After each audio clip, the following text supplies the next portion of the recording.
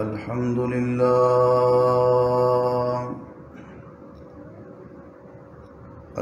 لله نحمده ونستعينه ونستغفره ونعوذ بالله من شرور أنفسنا ومن سيئات أعمالنا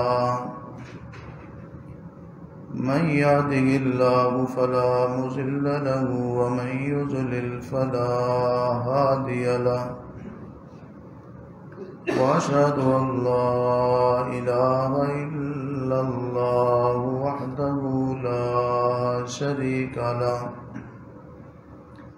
وأشهد أن محمدا عبده ورسوله أما بعد فإن خير الحديث كتاب الله وخير الهدي هدي محمد صلى الله عليه وسلم وشر الأمور محدثاتها وكل محدثة بدعة كل بدعة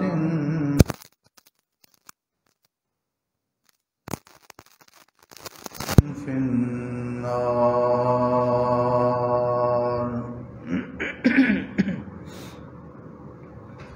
اللهم صل على محمد وعلى آل محمد كما صليت على إبراهيم وعلى آل إبراهيم إنك حميد مجيد.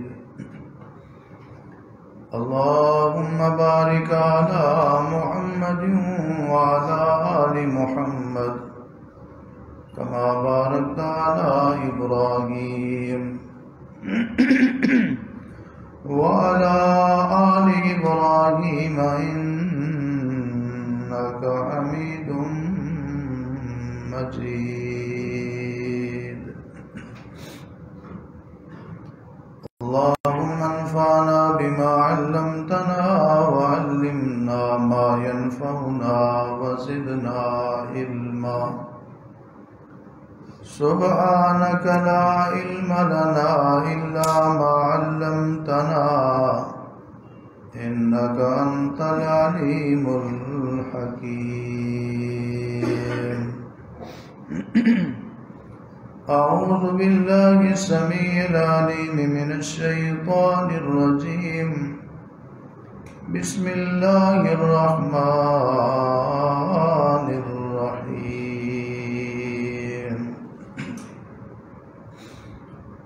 إنما يعمر مساجد الله من آمن بالله واليوم الآخر وأقام الصلاة وآتى الزكاة ولم يخش إلا الله فعسى أولئك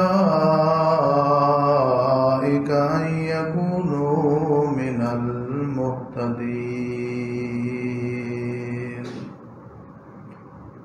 وقال الله تبارك وتعالى في مقام آخر وأن المساجد لله فلا تدعوا مع الله أحدا. قال النبي صلى الله عليه وسلم من بنى لله مسجدا بنى الله له بيتا في الجنة أو كما قال عليه الصلاة والسلام.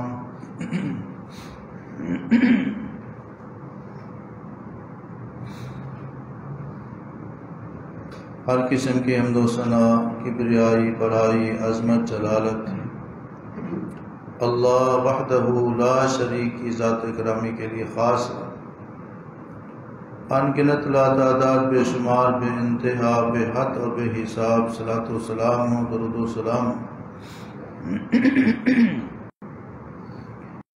امام کائنات، سرور کائنات، رحمت کائنات، امام الانبیاء، سید الانبیاء، الانبیاء، امام اعظم جناب محمد الرسول اللہ صلی اللہ علیہ وآلہ وصحبہ وسلم کی ذات اکرامی پر اللہ تعالیٰ کی رحمت نازل ہوں، صحابہ کرام، اہل بیت اعظام، تابعین، تبع تابعین، محدثین، مفسرین، اولیاء کرام، بزرگان دین پر کہ جن کی محنتوں اور قربانیوں سے اللہ کا دین ہم تک پہنچا، اللہ سبحانہ و تعالی ان سب سے راضی ہو۔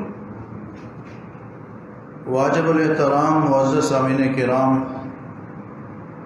آج کے خطبہ جمعہ کا عنوان اور موضوع یہ ہے مسجد سے محبت اور اس کے فائدے۔ دعا ہے کہ اللہ رب العزت مجھے حق اور سچ بیان کرنے کی توفیق عطا فرمائے۔ سننے اور سنانے کے بعد اللہ رب العزت ہم سب کو توفیق دے۔ اسلام میں مسجد کا بہت بڑا مقام ہے، بڑی اہمیت ہے۔ مسجد اللہ کا وہ گھر ہے جس میں مسلمان دن اور رات میں کم از کم 5 مرتبہ جمع ہوتے ہیں، اور اسلام کا ایک عظیم فریضہ ادا کر کے اپنے دلوں کو سکون اور آنکھوں کو ٹھنڈک پہنچاتے ہیں۔ مسجد وہ مقام ہے جہاں بندہ اللہ کے سامنے سجدہ ریز ہوتا ہے، اللہ کے سامنے عاجزی انکساری اختیار کرتا ہے، روتا ہے، گڑ گڑاتا ہے، دعا مانگتا ہے، توبہ کرتا ہے، استغفار کرتا ہے، سجدہ کرتا ہے۔ مسجد وہ عبادت گاہ ہے جہاں مومنین مسلمین اللہ کا قرب حاصل کرنے کے لیے مختلف عبادات سر انجام دیتے ہیں۔ مسجد وہ عظیم جگہ ہے جس کی نسبت اللہ نے اپنی طرف کی ہے۔ اس کائنات میں بے شمار عمارتیں موجود ہیں، بے شمار مکانات موجود ہیں، بے شمار گھر موجود ہیں، لیکن مسجد کو اللہ نے وہ خصوصی عظمت اور فضیلت اور اعزاز بخشا ہے کہ مسجد کو ہر کوئی یہ کہتا ہے کہ یہ اللہ کا گھر ہے۔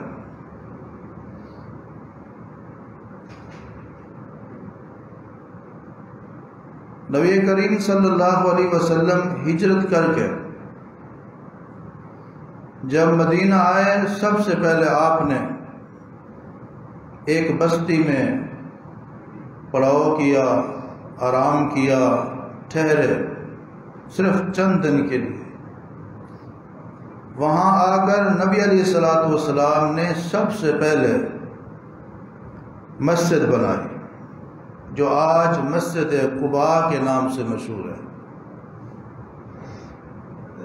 اور پھر آپ علیہ السلام تقریباً ساری زندگی جب مسجد نبوی بن گئی، ہفتے میں ایک دن مسجد قباء میں آ کے نماز پڑھتے تھے، اور آپ نے فرمایا جو بندہ گھر سے وضو کر کے آتا ہے اور مسجد قباء میں صرف 2 رکعت نفل پڑھتا ہے، اللہ تعالیٰ اس کو عمرے کا ثواب عطا فرماتے ہیں۔ چند دن اس مقام پہ رہے، اپنا گھر نہیں بنایا، اللہ کا گھر بنایا۔ پھر مدینہ تشریف لے گئے، چند کلومیٹر کا فاصلہ ہے، وہاں بھی نبی علیہ السلام نے پہلے اپنا گھر نہیں بنایا، پہلے اللہ کا گھر مسجد کی تعمیر کی،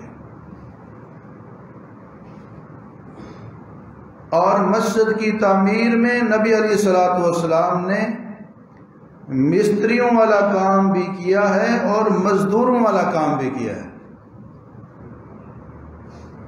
مسجد نبوی کی چنائی بھی کی ہے، گارا بھی دیا ہے، مزدوروں والا کام بھی کیا ہے، مستریوں والا کام بھی کیا ہے۔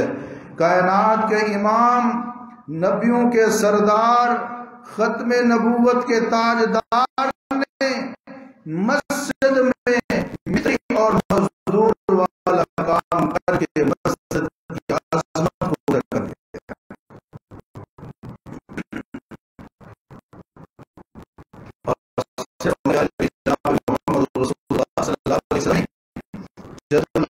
انبیاء جن کی اولاد اللہ نے بے شمار نبی بھیجے، سیدنا ابراہیم علیہ السلام قرآن کریم میں ہے وَإِذْ يَرْفَعُ إِبْرَاهِيمُ الْقَوَاعِدَ مِنَ الْبَيْتِ وَإِسْمَاعِيلُ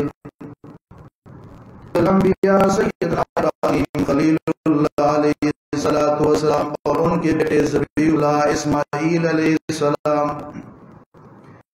یرفع ابراہیم القواعد من البیت، دونوں باپ بیٹا مستری اور مزدور کے اللہ کے گھر کی دیواروں کو اونچا کرے.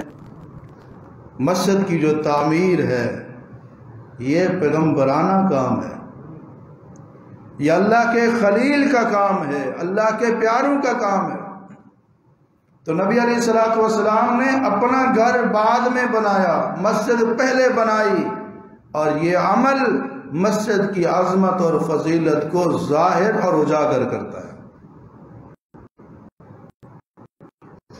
قرآن کریم میں رب العالمین نے ان لوگوں کو خصوصی طور پر بیان فرمایا جو مسجدیں تعمیر کرتے ہیں، مسجدوں کو بحال کرتے ہیں، مسجدوں کا خیال کرتے ہیں. وَإِنَّمَا يَعْمُرُ مَسَاجِدَ اللَّهِ مَنْ آمَنَ بِاللَّهِ وَالْيَوْمِ الْآخِرِ وَأَقَامَ الصَّلَاةَ وَآتَى الزَّكَاةَ وَلَمْ يَخْشَ إِلَّا اللَّهَ فَعَسَىٰ أُولَٰئِكَ أَن يَكُونُوا مِنَ الْمُهْتَدِينَ. اللہ کی مسجدوں کو آباد کرنا صرف اس کا کام ہے جو اللہ پر اور آخرت کے دن پر ایمان رکھتا ہے. مسجدوں کو بنانا، تعمیر کرنا، آباد کرنا یہ صرف مومن کا کام ہے جو نماز کی پابندی کرتا رہتا ہے، زکوٰۃ ادا کرتا رہتا ہے، اللہ کے سوا کسی اور سے نہیں ڈرتا. فَعَسَىٰ أُولَٰئِكَ أَن يَكُونُوا مِنَ الْمُهْتَدِينَ.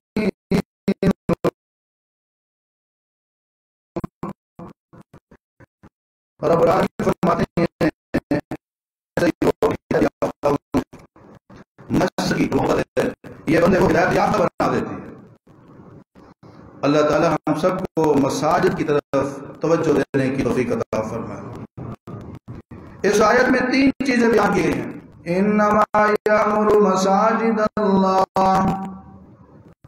مسجد کی نسبت اللہ نے اپنی طرف کی ہے جو اللہ کی مسجدوں کو تعمیر کرتے ہیں، اللہ کے گھروں کو بناتے ہیں. مسجد کی عظمت کو ظاہر کرنا. اور دوسری ہے کہ مسجد کی تعمیر اور تعمیر کے بعد ان کی آباد کاری کرنا یہ ان لوگوں کا کام ہے جو سچے مومن ہیں. امام الانبیاء جناب محمد رسول اللہ صلی اللہ علیہ وسلم نے فرمایا اذا رأيتم الرجل يعتاد المساجد فاشهدوا له بالایمان فاشهدوا له بالایمان. فرمایا جس بندے کو تم مسجد میں آتا جاتا دیکھو اس کے ایمان کی گواہی دو، وہ مومن ہے. مسجدوں کی آباد کاری کرنا یہ مومنوں کا کام ہے. اسی طرح جو لوگ مسجدوں کو بنانے کی بجائے مسجدوں کو توڑواتے ہیں، مسجدوں کی آباد کاری کروانے کی بجائے مسجدوں کو ویران کرتے ہیں، ان کے بارے میں قرآن کیا کہتا ہے؟ یہ بات ذہن میں رکھنی ہے. مسجدوں کو آباد کرنا مومنوں کا کام ہے، اللہ سے محبت کرنے والے لوگوں کا کام ہے. اور یہ لوگ ہدایت یافتہ ہیں، ان کے برعکس وہ لوگ جو مسجدوں کو ویران کرتے ہیں. وَمَنْ أَظْلَمُ مِمَّنْ مَنَعَ مَسَاجِدَ اللَّهِ أَن يُذْكَرَ فِيهَا اسْمُهُ وَسَعَىٰ فِي خَرَابِهَا أُولَٰئِكَ مَا كَانَ لَهُمْ أَن يَدْخُلُوهَا إِلَّا خَائِفِينَ. فرمایا اس سے بڑا ظالم کون ہو سکتا ہے اللہ کے گھر میں اللہ کا نام لینے سے لوگوں کو منع کرتا ہے، لوگوں کو صافی خرابیہ مسجد کو بیان کرنے کی کوشش کرتا ہے. مسجد کے ارد گرد کا ماحول مسجد میں نہ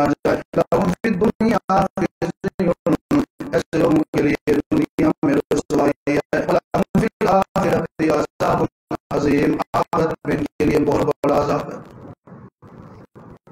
مسجدوں کو ویران کرنا یہ کوئی چھوٹا جرم نہیں ہے، یہ کوئی معمولی ظلم نہیں ہے، یہ ظلم کرنے والا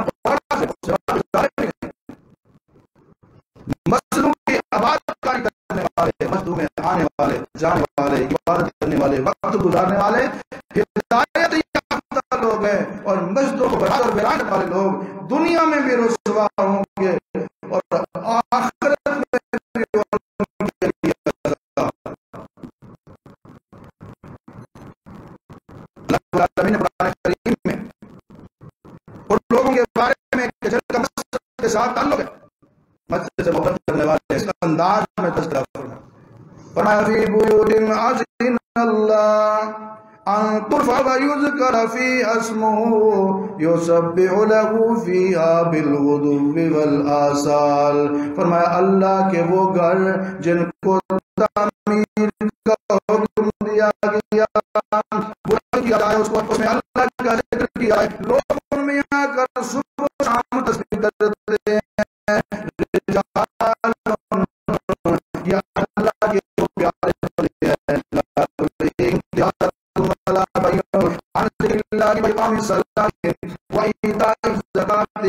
ان کی مصروفیت، ان کی تجارت، لین دین، کاروبار، ان کو اللہ کے ذکر سے اور نماز سے غافل نہیں کرتا۔ یہ سچے مومن ہیں، یہ مخلص مسلمان ہیں۔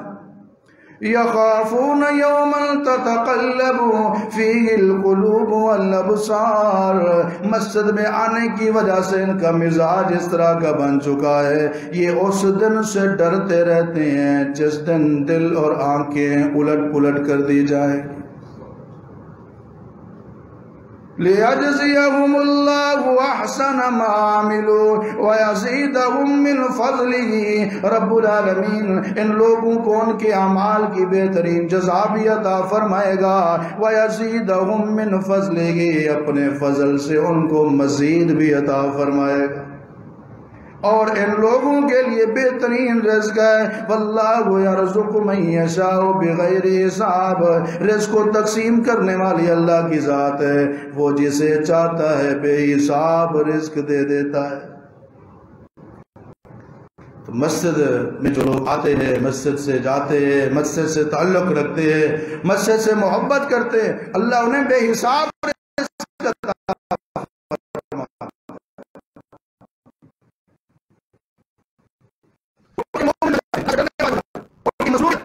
اور ان کا لین دین، کاروبار، دکانداری، ان کو اللہ کی یاد سے، نماز سے غافل نہیں کرتی، کیوں ان کا دل مسجد میں لگ جاتا ہے۔ امام الانبیاء جناب محمد رسول اللہ صلی اللہ علیہ وسلم نے فرمایا صاحب خوش قسمت اور خوش نصیب لوگ ہیں جن کو اللہ کے عرش کا سایہ نصیب ہوگا، ان میں سے ایک بندہ وہ ہے، فرمایا وہ بندہ کہ جس کو اللہ رب العالمین نے مسجد کے ساتھ محبت والی سعادت بخشی ہے۔ رجل قلبه معلق فی المسجد اذا خرج منه حتى يعود كما قال۔ وہ بندہ جس کا دل ہر وقت مسجد کی طرف لٹکا اور لٹکا رہتا ہے، مسجد سے پہلا دل نہیں لگا، مسجد میں جا کے اس کو سکون ملتا ہے، مسجد میں جا کے اس کو قرار ملتا ہے، مسجد میں جا کے اس کو اطمینان ملتا ہے۔ یہ مسجد کے ساتھ محبت کرنے والا قیامت والے دن جب دنیا تڑپ رہی ہوگی، قیامت کے دن یہ جو لاکھوں کروڑوں میل کے فاصلے پر سورج ہے، ایک میل کے فاصلے پہ آ جائے گا، اندازہ لگائیں کتنی گرمی ہوگی، اس دن کی کتنی سختی ہوگی، لیکن جس کے دل میں دنیا میں مسجد کی محبت ہوتی ہے، اللہ اس سختی سے بچا لے اور نعمت کا سایہ نصیب فرمائے گا۔ اللہ ہمیں بھی ان خوش قسمت اور سعادت مند لوگوں میں شامل فرمائے، کہہ دے آمین۔ اور دنیا میں بڑی بڑی بلڈنگیں ہیں، بڑے بڑے محلات ہیں، بڑی بڑی کوٹھیاں ہیں، بڑے بڑے ٹاور ہیں، پرکشش اور بڑے نام ہیں، لیکن جو مقام اور مرتبہ اللہ نے مسجد کو دیا ہے وہ کسی مقام کو نہیں ملا۔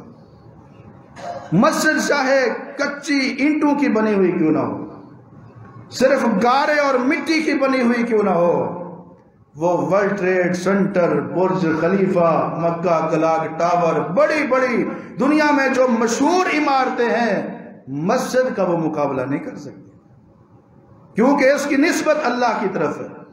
امام الانبیاء جناب محمد الرسول اللہ صلی اللہ علیہ وسلم نے فرمایا احب البلاد الاللہ مساجدها، دنیا میں جتنی بھی جگہ ہیں سب سے محبوب اور پسندیدہ ترین جگہ اللہ کے نزدیک مسجد ہے۔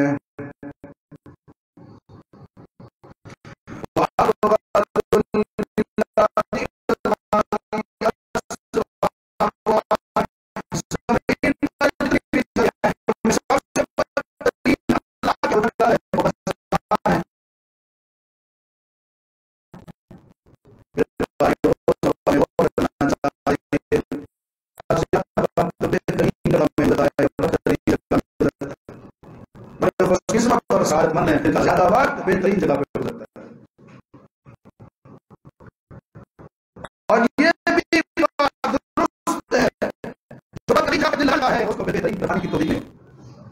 کتنے لوگ ہیں صبح شام دوپہر ہر وقت بازار میں، جب پوچھو کہاں بازار میں، جب پوچھو کہاں دکان پہ، جب پوچھو کہاں کاروبار میں، اور کبھی سننے کو نہیں ملتا میں نماز پڑھنے گیا ہوں، فجر کی نماز پڑھ رہا ہوں، میں ظہر کی نماز پڑھ رہا ہوں، عصر کی نماز پڑھنے کے لیے آ رہا ہوں، مغرب کی نماز پڑھ کے آ رہا ہوں، عشاء کی نماز کی تیاری کر رہا ہوں، یہ سب چند لوگوں کو ہی نصیب ہوتا ہے۔ اللہ ہمیں اور خوش قسمت لوگوں میں شامل فرما دے۔ جن کی زبان پر مسجد کا ذکر، میں مسجد گیا، میں مسجد سے آیا، مسجد جا رہا ہوں، مسجد سے آ رہا ہوں، نماز پڑھ رہا ہوں، نماز کے لیے جا رہا ہوں، ابھی فرض پڑھنی ہے، سنتے پڑھنی ہے، فرض پڑھنے ہیں، ابھی جماعت سے اتنا ٹائم رہتا ہے، بڑے خوش قسمت اور سعادت مند ہے جن کی زبان پر مسجد کا ذکر ہو، کیونکہ اس کائنات میں جتنی بھی جگہ ہیں اللہ کی ہاں پسندیدہ اور بہترین جگہ مسجدیں ہیں۔ اللہ اکبر۔ امام الانبیاء جناب محمد الرسول اللہ صلی اللہ علیہ وسلم نے فرمایا من توضأ وجاء الى المسجد فهو زائر اللہ عز وجل، فرمایا جو بندہ گھر سے وضو کرتا ہے اور مسجد کی طرف روانہ ہوتا ہے وہ بندہ اللہ کا خصوصی مہمان ہے اور میزبان کے ذمے ہے۔ وَحَقٌّ عَلَى الْمَزُورِ أَن يُكْرِمَ الزَّائِرَ، میزبان کا حق بنتا ہے وہ مہمان کی عزت و تکریم کرے۔ ہر بندہ اپنے مہمان کی عزت اپنے وسائل کے مطابق کرتا ہے، کائنات کا رب اپنے مہمان کی عزت اور تکریم اپنی رحمت کے مطابق کرتا ہے۔ ایک اور حدیث ابو داؤد کی، آپ علیہ السلام نے فرمایا جو بندہ وضو کر کے گھر سے مسجد کی طرف جا رہا ہوتا ہے وہ ایسے ہے جس طرح ایک حاجی حج کے لیے احرام باندھ کے بیت اللہ جا رہا ہوتا ہے، ابھی پہنچا نہیں ہے، محرم کے اجر و ثواب کے برابر اللہ نے اس کو اجر و ثواب عطا فرما دیا۔ تو مسجد کی طرف جانا یہ باعث برکت ہے، مسجد کی طرف اٹھنے والا جو قدم ہے وہ باعث رحمت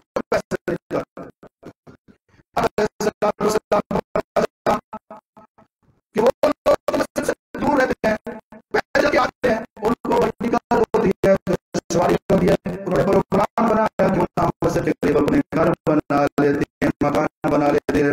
نبی علیہ السلام کو پتا چلا اے بنو سلمہ کے لوگوں میں نے تمہارے بارے میں ایسے سنا ہے، آپ نے پوچھا، صحابہ نے بتایا جی یا رسول اللہ بات بالکل ٹھیک اور سچی ہے، آپ نے فرمایا دیارکم دیارکم دیارکم تکتب آثارکم، ادھر ہی رہو، اپنے گھروں میں رہو، جگہ تبدیل نہ کرو، تم مسجد میں آؤ گے جاؤ گے تمہارے قدموں کے نشانات کا بھی رب تمہیں ثواب دے گا۔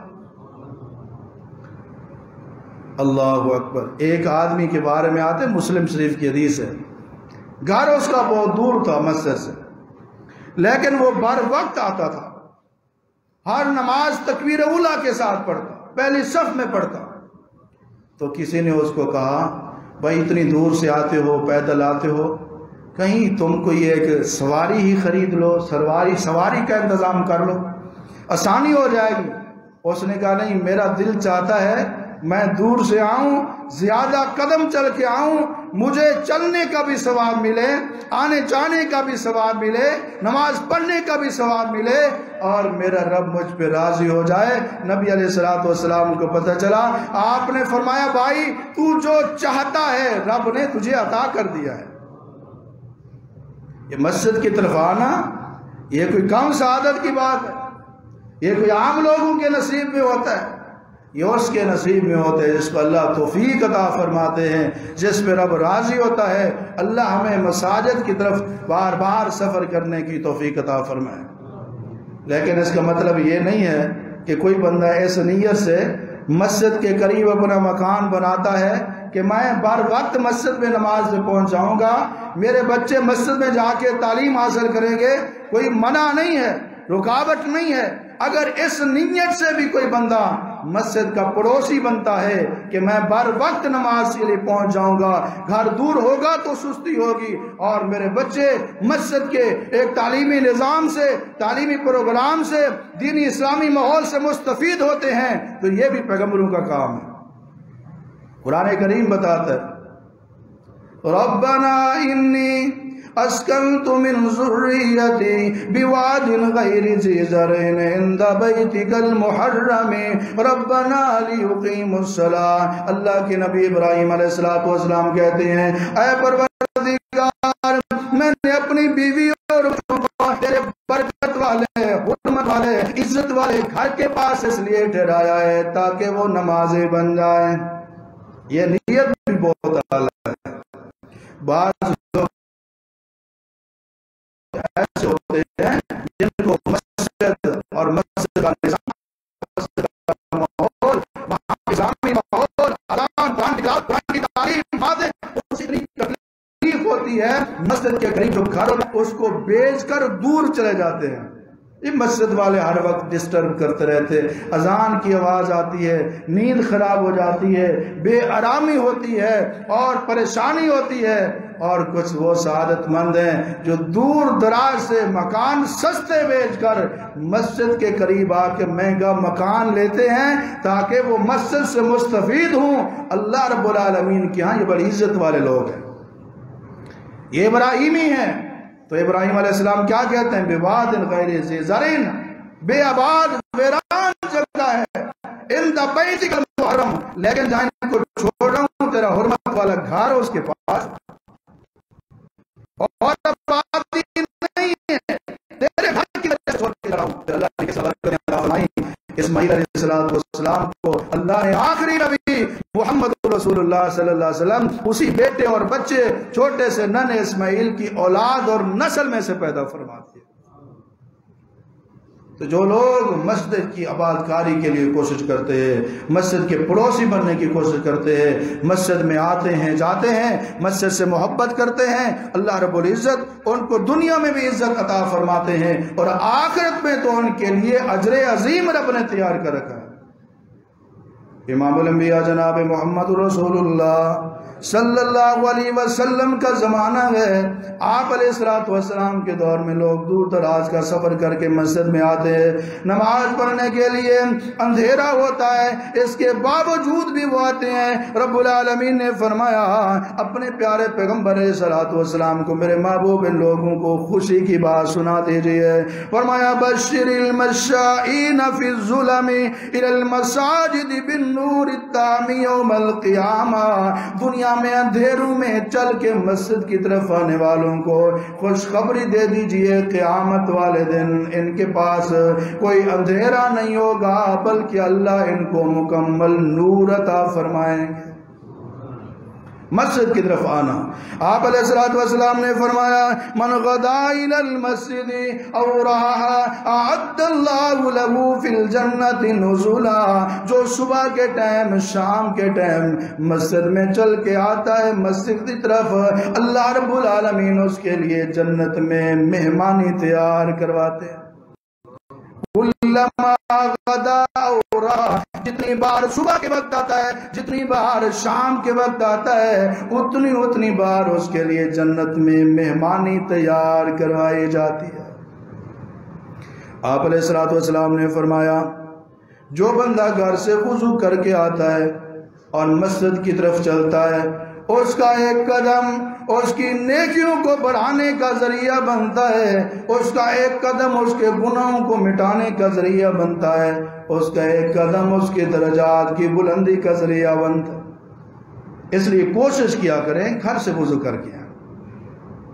بہت ساری حدیثوں میں جو مسجد میں آنے کے فضائل ہیں ان میں وضو کا ذکر ہے کہ وضو گھر سے کر کے آتے ہیں۔ مسجد میں وضو کرنا جائز ہے، افضل اور بہتر یہ ہے کہ بندہ اپنے گھر میں وضو کرے۔ نبی علیہ الصلوۃ والسلام اور صحابہ کرام کا یہی طریقہ تھا۔ یہ مساجد میں جو وضو کا انتظام کیا گیا یہ اس لیے کہ کوئی بندہ باہر سے آتا ہے، گھر سے نہیں آتا، اس کے لیے ایک سہولت ہونی چاہیے، ورنہ صحابہ رسول گھر سے وضو کر کے آتے تھے۔ جائز ہے، افضل اور بہتر یہ ہے کہ آپ گھر سے وضو کر کے آئیں، اس پر ہر قدم کے اوپر اللہ اجر و ثواب عطا فرماتا ہے۔ اور جمعہ کے بارے میں تو خصوصی طور پہ فرمایا، جو جمعہ والے دن اہتمام کے ساتھ جلدی نہا کے صاف ستھرے کپڑے پہن کے، خوشبو اس کے پاس ہے، خوشبو لگاتا ہے اور بر وقت آتا ہے، جلدی آتا ہے، نبی علیہ السلام فرماتے ہیں پھر آ کر خطبہ سنتا ہے، خطبے کے دوران کوئی لاغو کام نہیں کرتا۔ اس طرح بعض لوگ خطبہ ہو رہا ہوتا ہے جیسا بھی ہو رہا ہے، سلام کر دیتے ہیں،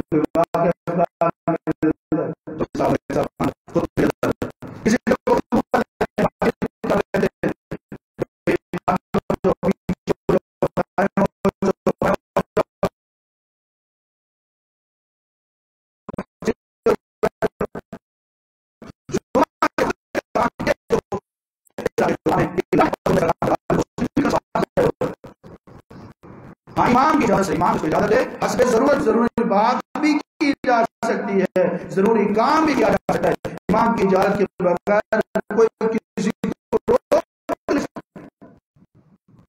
حدیث میں ہوتا ہو اور دو بندہ آپس میں گفتگو کر رہے ہیں، تیسرا کو کہتا ہے انصت، خاموش ہو جاؤ، فقد لغوتا، نبی علیہ السلام فرماتے ہیں اس نے بھی لغو کام کر کے اپنے جمعے کا ثواب ضائع کر دیا۔ لہذا جمعے کے آداب کا خیال رکھا، امام کے ساتھ نماز پڑھی، نماز پڑھ کے فارغ ہوا۔ آپ سنیے اپنے ماجہ کی حدیث ہے، آپ فرماتے ہیں جتنے قدم چل کے آیا تھا ہر قدم کے بدلے اللہ اس کو سال بھر کے روزوں کا ثواب عطا فرمائے گا، ہر قدم کے بدلے سال بھر کی راتوں کی عبادت کا، قیام اللیل کا ثواب عطا فرمائے گا۔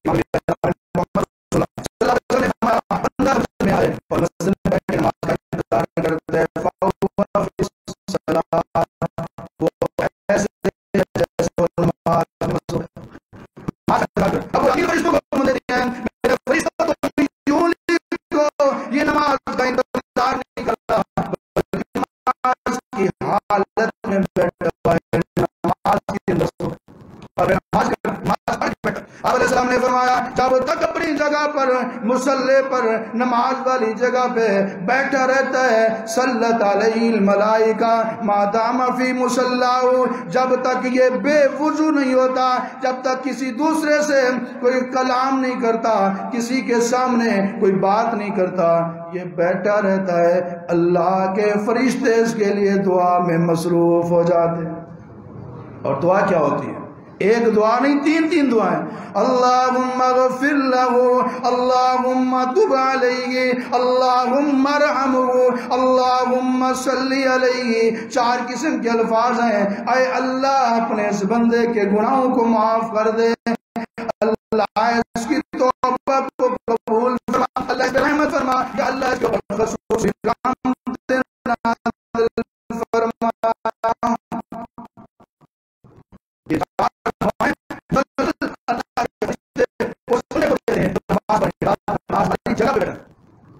نماز کی جگہ پہ بیٹھنے کی بجائے فوراً سب سے پیچھے ہو جاتے ہیں، وہ لوگ فرشتوں کی دعا سے محبت کرتے ہیں۔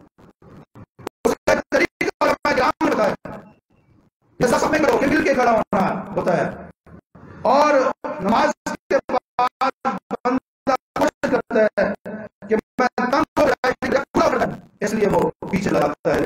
علماء کرام کہتے ہیں پیچھے ہونے کی بجائے اس کو آگے کی طرف ہو جانا چاہیے، کیونکہ ما دام فی مصلاہ، جب تک وہ نماز والی جگہ پہ بیٹھا رہتا ہے، جہاں وہ کھڑا ہے وہ اس کی نماز کی جگہ ہے، جہاں اس نے سجدہ کیا وہ بھی اس کی نماز کی جگہ ہے۔ جب یہ آگے ہو کے بیٹھے گا یہ جائے نماز سے ہٹے گا نہیں، اور فرشتے اس کے لیے مسلسل دعا کرتے رہیں گے۔ جب یہ پیچھے ہٹے گا، اپنی جائے نماز سے ہٹ جائے گا، پھر فرشتوں کی دعا اس کو نصیب نہیں ہوگی۔ اللہ تعالیٰ ہم سب کو مسئلہ سمجھنے اور پھر اس پر عمل کرنے کی توفیق عطا فرمائے۔ بے شمار دلائل ہیں قرآن و حدیث سے، جن سے معلوم یہ ہوتا ہے مسجد کے ساتھ محبت، مسجد میں آنا جانا، مسجدوں کو آباد کرنا، مسجد میں جا کے قرآن پڑھنا، مسجد میں جا کے قرآن سیکھنا، بچوں کو سکھانا، اور نماز باجماعت کی پابندی، قرآن کی تلاوت، توبہ استغفار بندے کی دنیا بھی بہتر بنا دیتا ہے، آخرت بھی بہتر بنا دیتا ہے۔ امام الانبیاء جناب محمد صلی اللہ علیہ وسلم نے فرمایا، جس نے ایک پرندے کے گھونسلے کے برابر یا اس سے چھوٹی بھی مسجد بنائی، اس کے بدلے میں اللہ اس کا گھر جنت میں بنائے گا۔ اب دیکھیں کتنا زیادہ اجر و ثواب تعمیر مساجد کے اوپر رکھ دیا گیا۔ کوئی پرندے کے گھونسلے کے برابر کبھی مسجد ہوتی ہے؟ نہیں ہوتی، یا اس سے چھوٹی۔ محدثین فرماتے ہیں اس کا مطلب یہ ہے ایک مسجد کی تعمیر میں کئی لوگوں نے حصہ لیا، ایک بندے کے حصے میں اتنی جگہ آئی جتنا پرندے کا گھونسلہ ہوتا ہے، یا اس سے بھی کم حصہ ملا، پھر بھی اللہ اس کا محل اور کوٹھی جنت میں بنائے گا۔ اللہ ہمیں اس طرح کے نیک کاموں میں حصہ لینے کی توفیق عطا فرمائے۔ آخری واقعہ ہے، نبی علیہ الصلوۃ والسلام کی مسجد میں ایک خاتون تھی، سیاہ فام کالے رنگ کی، وہ صفائی کیا کرتی تھی۔ کچھ دن نبی علیہ الصلوۃ والسلام نے محسوس کیا کہ وہ نظر نہیں آ رہی، آتی تھی مسجد کی صفائی کرنے چلی جاتی تھی۔ تو آپ نے صحابہ کرام سے پوچھا وہ خاتون نظر نہیں آ رہی، اس کی کیا وجہ ہے؟ تو صحابہ کرام نے بتایا، یا رسول اللہ سردیوں کی رات تھی، وہ خاتون فوت ہو گئی، ہم نے آپ کو بے آرام نہیں کیا، اس کا جنازہ پڑا، اس کو دفن کر دیا۔ نبی علیہ الصلوۃ والسلام نے صحابہ کرام کو فرمایا تم نے مجھے تو اس کی اطلاع نہیں، مجھے بتایا کہ میں خود اس کی نماز جنازہ پڑھا۔ آپ نے فرمایا دلونی علی قبرها، صحابہ کہتے ہیں یا رسول اللہ یہ قبر ہے، حدیث کے الفاظ ہیں نبی علیہ الصلوۃ والسلام نے اس خاتون کی قبر کے اوپر نماز جنازہ پڑھی اور فرمایا کہ ان قبروں میں اندھیرے ہوتے ہیں اور قبر والے پریشان ہوتے ہیں، میری نماز جنازہ میری دعا سے اللہ ان کی قبروں کو روشن فرما دیتا ہے۔ آپ نے ذات و ذات اس خاتون کی قبر خصوصی طور پہ جنازہ کیوں پڑھایا؟ اس کی خوبی کیا تھی؟ بس کی صفائی کرنے والی۔ آج کسی کو آج انتظامیہ میں تھوڑا مسجد کا کوئی چھوٹا موٹا خدمت کا کام ہو،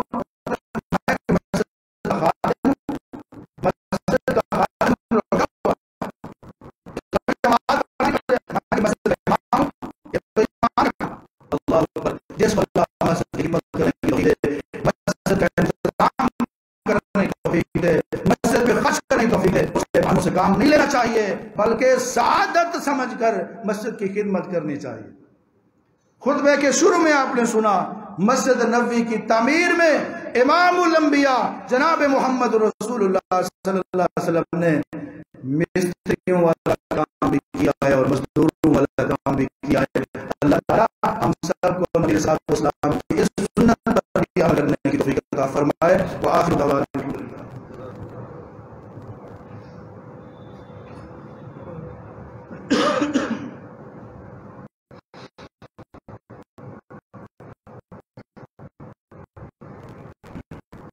الحمد لله نحمده ونستعينه ونستغفره ونعوذ بالله من شرور أنفسنا ومن سيئات أعمالنا من يهده الله فلا مضل له ومن يضلل فلا هادي له وأشهد أن لا إله إلا الله وحده لا شريك له وأشهد أن محمدا عبده ورسوله اللهم صل على محمد وعلى آل محمد كما صليت على إبراهيم وعلى آل إبراهيم إنك حميد مجيد اللهم بارك على محمد وعلى آل محمد كما باركت على إبراهيم وعلى آل إبراهيم إنك حميد مجيد۔ تمام بیماروں کے لیے دعا کیا کریں، اللہ تعالیٰ تمام بیماروں کو صحت کاملہ عاجلہ عطا فرمائے۔ ہمارے ایک بھائی مظہر بھائی لاہور میں ابھی ان کے ڈائلسس ہو رہے ہیں، لیکن وہ خطبہ سن رہے ہیں، دین کے ساتھ بڑی محبت رکھتے ہیں۔ دعا کریں اللہ ان کو صحت کاملہ عاجلہ عطا فرمائے، اور باقی بھی تمام بیمار جو کسی بھی بیماری میں مبتلا ہیں، بالخصوص یہ پھیپھڑوں کی جو تکلیف ہے، ڈائلسس کے مریض ہیں، اللہ ان کو صحت کاملہ عاجلہ عطا فرمائے۔ سبحان ربک رب العزت عما